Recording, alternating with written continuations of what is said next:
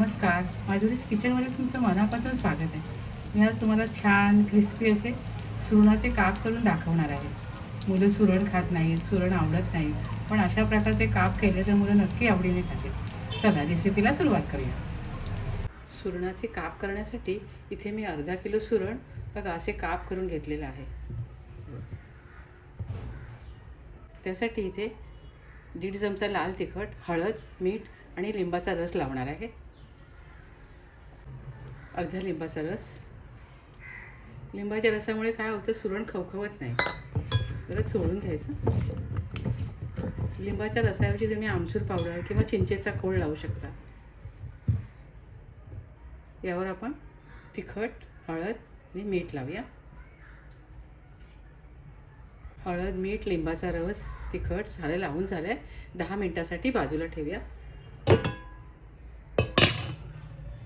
इथे 10 मिनिटं झाली आहे.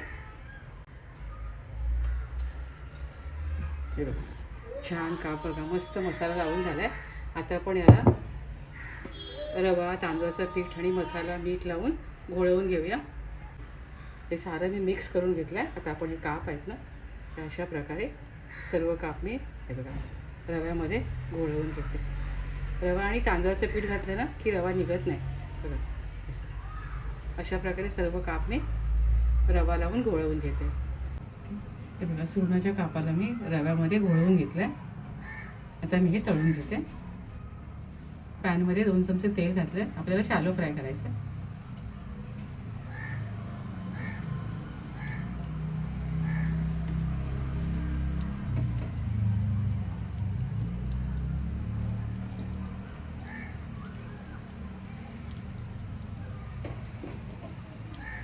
दोन मिनटं वाट पाहूया.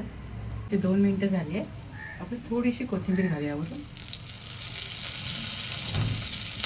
आणि हे काप आपण उलटून घेऊया.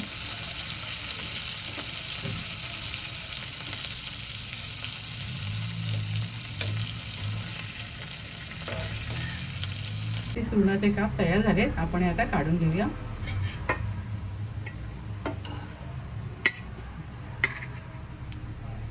इथे छान क्रिस्पी असे सुरणाचे काप मी तयार केले.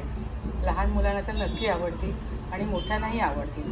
तुम्ही सुद्धा अशा प्रकारचे छान काप करून खात राहा, आनंदी राहा. स्वतःची काळजी घ्या आणि माझे व्हिडिओ पाहत राहा. शेअर करा, लाईक करा, आठवणीने सबस्क्राईब करा. धन्यवाद.